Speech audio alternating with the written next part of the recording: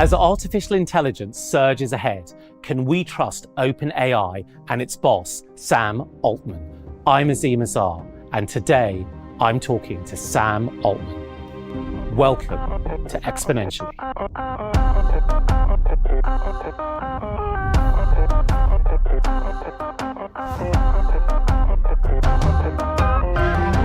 "2023 will be remembered as the year that AI burst into the public consciousness. OpenAI is leading the charge. But what does its boss truly think? What does he want to build? And can he bring us with him?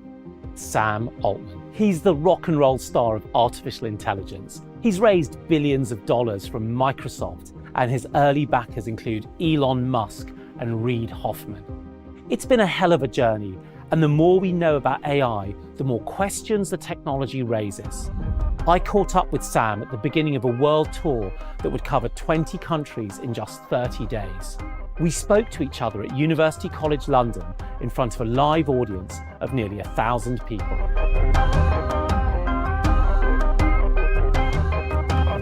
You must be rushed off your feet. You're in the middle of an enormous world tour. How are you doing? It's been super great, and I wasn't sure how much fun I was going to have. I really wanted to do it because I think the sort of San Francisco echo chamber is not a great thing, and I have never found a replacement for getting on airplanes and meeting people. And the feedback we've gotten about what people want us to do, how they're thinking about AI, what they're excited about, what they're nervous about, it's been even more useful than I expected, and I've had a great time. I've seen you taking notes by hand in a notebook as you hear from people as well. I'm still taking my notes by hand. I do my to-do list by hand. There's going to be a lesson in there for many of us. I think there's probably no lesson. When you started OpenAI in 2015, did you imagine that within just a few years, you would almost by necessity have to get on a plane, fly around the world to listen to people from every continent? I've always tried to do this. When I was running Y Combinator, I would try to fly around and meet people a lot. I think it's really important. I think it's something that the Bay Area tech industry doesn't do enough of, but I enjoy it. I also I think most of my important insights come while traveling in some way, and you get very different perspectives. And certainly when we started OpenAI, I thought it probably wasn't going to work, but if it did work, then I thought it would be an impactful technology, and getting input from the world would be a really important thing to do. So you're some way through this tour, and you've been to countries in the global south, and you've been to richer European countries as well. Just giving us a quick thumbnail, how do attitudes vary, and what surprised you? There's a lot of interesting ways in which attitudes are the same. Fundamentally, I think we've seen tremendous excitement from people building on the technology, using technology everywhere, and then fear, particularly from people who don't use the technology, or from people who use it a lot and have really thought about where it all might go. The concerns are definitely different in different places.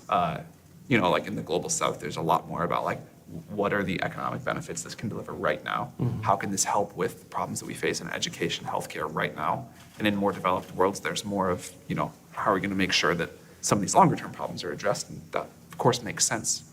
But the excitement about the technology, the desire to participate, the desire to ensure that everyone's values are represented in this, and that we have some way to really reflect that in the systems that get built here, some way to have governance, benefit sharing, access sharing that feels fair, that's been universal. You're in an unprecedented position right now in many cases.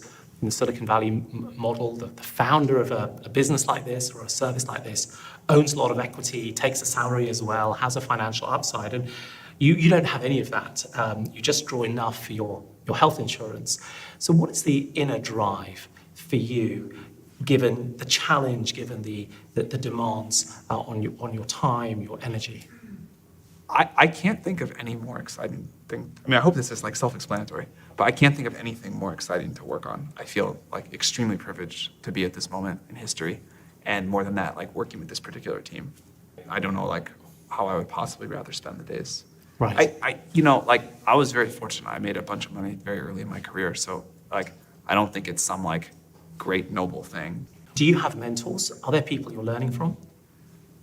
I feel like super fortunate to have had great mentors. I also think it's important not to try to like learn too much from other people and sort of do things your own way. Right. So I've tried to get the balance there right. I'm sure it's still not quite right, but yeah, I think one of the magical things about Silicon Valley is how much people care about mentorship and teaching, and I've gotten way more than my fair share there. But if we pick out one or two lessons from the great mentors you've had, what would they be? Paul Graham, who ran Y Combinator before, started it and ran it before I did, I think kind of did more to teach people about how startups work and how the startup playbook kind of is done. And that as we've borrowed very heavily from what it takes to make a high functioning org and traps you want to avoid there. Certainly learning from Elon about just like what is possible to do and that you don't need to accept that hard technology is not something you ignore. That's been super valuable. And I can see both of those lessons in OpenAI and in what you have shipped and have been shipping for a few years.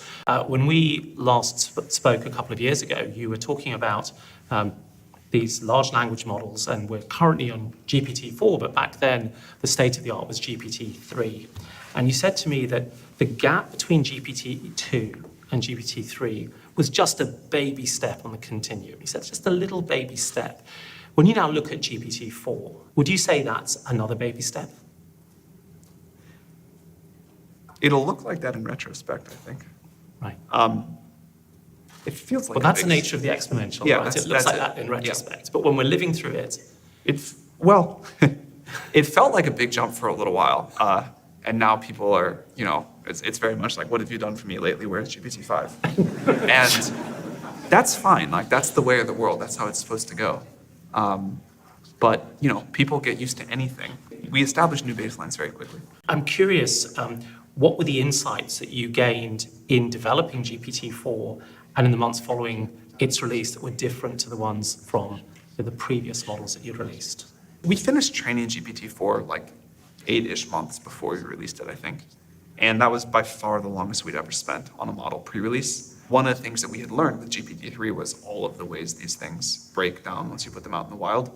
We think it is really important to deploy models incrementally to give the world time to adapt, understand what we think is going to happen, what might happen, to give people time to figure out what the risks are, what the benefits are, what the rules should be. But we don't want to put out a model that we know has a bunch of problems. So we spent more time applying the lessons from the earlier versions of GPT-3 to this one. So that was a lesson, which is that if we really spent a lot of time on alignment, auditing, testing, our whole safety system, we can make a lot of progress. So, essentially you build this model. It's an incredibly complicated machine. GPT-3, the precursor, had 175 billion parameters, which I think of as, sliders on a graphic equalizer. I mean, it's a lot of configuration. And GPT-4 is larger still, although you haven't sort of formally said how much larger. How do you take that machine and get it to do what we want it to do and not do what we don't want it to do? That's the alignment problem. And that's where you've spent this 8 months. Yeah. So I want to be clear on this. Just because we're able to align GPT-4 does not mean we're like out of the woods. Not even close, as I hope is obvious. We have a huge amount of work to do to figure out how we're going to align superintelligence and much more powerful systems than what we have now. And I worry that when we say, hey, we can align GPT-4 pretty well, people think we've solved the problem. We don't. But it is, I think, remarkable that we can take the base model of GPT-4, which if you used it, you'd be like, this is not very impressive, or it's at least extremely difficult to use.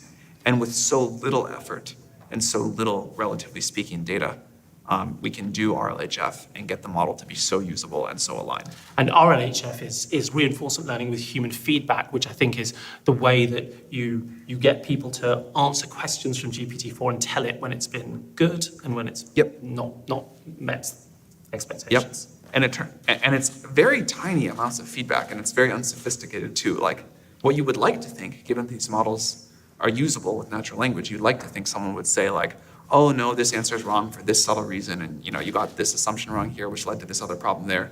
It's really just like thumbs up, thumbs down. Yeah. And the fact that this works, I think, is like quite remarkable. Well, what I found remarkable is that it's quite a small amount of this RLHF compared to the hundreds of billions of words that these models are trained on. You need what, a few thousand, tens of thousands of bits of feedback to tidy it up? It's like a little bit different in different cases, but Right. yeah, not a lot. You've said you're not training GPT-5 right now, and I was curious about why that was. Was it that there's not enough data? Was it that there aren't enough computer chips to train it on? Was it that you saw things going on when you were making GPT-4 happen that you thought, we need to figure out how to tackle these before we build the next? These models are very difficult to build. Like the time between GPT-3 and 4 was almost 3 years. It just takes a while. There's a lot of research to go do. There's also a lot of other stuff we want to do with GPT-4 now that it's done. We want to study post-training a lot. We want to expand it in all sorts of ways. The fact that they can ship an iPhone every year is incredible to me. But like, we're just going to be on a longer than 1 year cadence. You said that there's more research to be done, and there are a number of very well-storied AI researchers who have said that large language models are limited. They will not get us to the next performance increase, that you can't build artificial general intelligence with LLMs. Do you agree with that? I mean, first of all, I think most of those commentators have been horribly wrong about what LLMs are going to be able to do. And a lot of them have now switched to saying, well, it's not that LLMs aren't going to work, it's that they work too well and they're too dangerous and we got to stop them. Or others have just said, well, it's all still like a parlor trick and this is not any real learning. Some of the more sophisticated ones say, okay, LLMs work better than expected, but they're not going to get all the way to AGI in the current paradigm. And that we agree with. So I think we absolutely should push as far as we can in the current paradigm, but we're hard at work trying to figure out the next paradigm. The thing I'm personally most excited about, maybe of the whole AGI world, is that these models at some point are going to help us discover new science fast and in really meaningful ways. But I think the fastest way to get there is to go beyond the GPT paradigm. Models that can generate new knowledge, models that can come up with new ideas, models that can sort of just figure things out that they haven't seen before. And that's going to require new work. I've been using GPT-4 obsessively I'm happy to hear the that. last few months. It's quite something. And I do feel that it's sometimes coming up with new knowledge. I haven't done a robust test, but I'm sitting here as somebody who works in research, and I'm thinking, I have learned something new here. So what's going on? Yeah, I mean, there's like glimpses of it, right? And it can do small things, but it can't self-correct and stay on the rails enough where you can just say, hey, GPT-4, please go cure cancer. That's not going to happen. Right. But it would be nice if we had a system that could do that. Now, you talked about different research avenues that might be needed. Have you got a favorite couple of candidates that you think might be the next step for humanity in building this? Nothing that I would say like, here's enough confidence to spend time that it's going to work. We're hard at work on trying to find it. Obviously, we're talking about how powerful these technologies are, and there will also be downsides. And let's start with one that is quite proximate today. So GPT-4 and these other large language models are very, very good at producing text, human-sounding text. And so it opens up that risk of misinformation and disinformation, in particular as we head in towards important elections in the United States. How serious a risk do you see that? And given that it's so proximate, what can we do and what can we help you with? I do think disinformation is becoming a bigger challenge in the world. Also, I think it's a somewhat fraught category. We've labeled things as disinformation as a society that turned out to be true. Right. We've kicked people off platforms for saying things that turned out to be true. And we're going to have to find a balance where we preserve the ability to be wrong in exchange for sometimes exposing important information and without saying everything is, intentional disinformation used to manipulate. But people that are intentionally being wrong in order to manipulate, I think is a real problem, and we've seen more of that with technology. I mean, 3.5 in particular is really quite good. So if there was going to be a disinformation wave, wouldn't it have come earlier? So I think humans are already good at making disinformation, and maybe the GPT models make it easier, but that's not the thing I'm afraid of. Also, I think it's tempting to compare AI and social media, but they're super different. Like, you can generate all the disinformation you want with GPT-4, but if it's just for yourself and it's not being spread, it's not going to do much. So it is really something about the channels that spread it. However, I think what is worth considering is what's going to be different with AI, and where is it going to plug into channels that can help it spread. And I think one thing that will be different is the interactive, personalized, persuasive ability of these systems. So the idea that I might get a robocall on my phone, I pick it up, there's a text-to-voice that sounds incredibly realistic, and then the messaging in there is really attuned to me. So it's emotionally resonant, really realistic, and read out by a machine. That's what I think the new challenge will be. Right. And there's a lot to do there. We can build refusals into the models. We can build monitoring systems so people can't do that at scale. But we're going to have, and I think it's important that we're going to have powerful open source models out in the world. And the OpenAI techniques of what we can do on our own systems won't work the same. Right, so just to clarify that point, right, because with OpenAI, you have an API and you have a named customer, so if you see bad behavior, you can turn that person off. Whereas an open source model could be run by anyone on their desktop computer at some point, and it's actually much harder. There's a proliferation problem. Yeah. Solving this can't just be OpenAI's remit, right? You must be asking for help. There's regulatory things that we can do that will help some. The real solution here is to educate people about what's happening. We've been through this before. When Photoshop first became popular, there was a brief period of time where people were like, if I seeing is believing, it's got to be real. And then people learned quickly that it's not, and some people still fall for this stuff. But on the whole, if you see an image, it might be digitally manipulated. Well understood. The same thing will happen with these new technologies, but the sooner we can educate people about it, because the emotional resonance is going to be so much higher, I think the better. Let's turn to education. We're in a global university here, and of course, education is closely connected to the job market. Previous times we've seen powerful new technologies emerge, they have really impacted power dynamics between workers and employers. I think back to the late 18th century, there was Engels' pause, the point in time in England where GDP went up, but worker wages were stagnant. When we're looking at AI, we might see something similar, and neither you nor I think, want historians of the future to be describing Altman's pause when wages suffered under a point of wage pressure because of the new technology. What are the interventions that are needed to make sure that there is a sort of equitable sharing of the gains from the technology? Well, first of all, we just need gains. We need growth. I think one of the problems in the developed world right now is we don't have enough growth, and we don't have enough sustainable growth, and that's causing all sorts of problems. So I'm excited that this technology can bring the missing productivity gains of the last few decades back. Some technologies are reduce inequality by nature, and some enhance it. I'm not totally sure how this one's going to go, but I think this is a technology that the shape of which is to reduce inequality. My basic model of the world is that cost of intelligence and the cost of energy are the two limiting inputs. And if you can make those dramatically cheaper, dramatically more accessible, that does more to help poor people than rich people, frankly, although it'll help everyone a lot. This technology will lift all of the world up. Most people in this room, if they need some sort of intellectual cognitive labor, they can afford it. Most people in the world often can't. And if we can commoditize that, I think that is an equalizing force and an important one.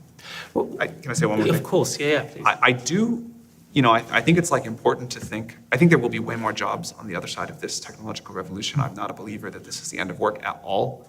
I think we will look back at the mundane jobs many of us do today and be like, that was really bad. This is much better and more interesting now. I still think we'll have to think about distribution of wealth differently than we do today. And that's fine. We actually think about that somewhat differently after every technological revolution. I also think, given the shape of this particular one, the way that access to these systems is distributed fairly is going to be a very challenging question. And in those previous revolutions, the technology revolutions, the thing that drew us together was political structures. I mean, it was trade unionism and labor collectives in the late 19th century. When we look at something like AI, can you imagine the types of structures that would be needed for recognizing and redistributing the gains from unpaid or low-paid work that's often not recognized? For example, the work that women are doing around the world. I think there will be a important and overdue shift in the kinds of work that we value, and providing human connection to people will all of a sudden be, as it I think should be, one of the most valued types of work. It'll happen in all kinds of different ways. So when you reflect on how AI has progressed to this point, what lessons, if any, can we draw about the journey towards artificial superintelligence and how that might emerge? This is the idea of having an artificial intelligence that is more capable than humans in every and all domains. Yeah, it's hard to give a short answer to this question, but You've got the time. I think there's a lot of things that we've learned so far, but one of them is that A, we have an algorithm that can genuinely, truly learn, and B, it gets predictably better with scale. These are two remarkable facts put together. And I think, even though we think about that every day, I suspect we don't quite feel how important that is. One observation is that it's just going to keep going. Another observation is that we will have these discontinuous increases occasionally where we figure out something new. And a third is that I think the way that I used to think about heading towards superintelligence is we were going to build this one extremely capable system, and there were a bunch of safety challenges with that, and it was sort of a world that was going to feel sort of quite unstable.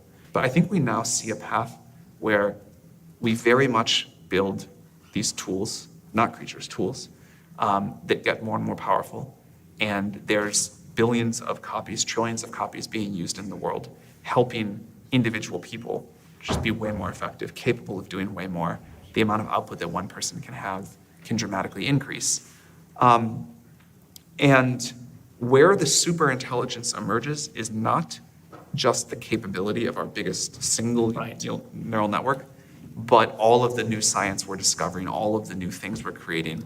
And the interactions between these billions and trillions of other systems. The society we build up, which is AI-assisted humans using these tools to build up this society and the knowledge and the technology and the institutions and the norms that we have. And that vision of living with superintelligence seems to me way better all around and a way more exciting future for me, for all of you, I hope. Hope you agree on this, than the kind of like one super brain. Reflecting on my conversation with Sam, I'm struck by how willing he is to engage with the profound risks that AI could pose. Maybe this is because there's still so much we don't know about AI, because the field is moving so quickly, that it's hard even for someone in Sam's position to figure out what comes next. Even so, one thing remains true. I really believe it isn't just down to the tech bosses to figure out how all this will help us. Rather, this is a process, and it's one we should all have a say in. I'm Azim Azar, and you've been watching Exponential.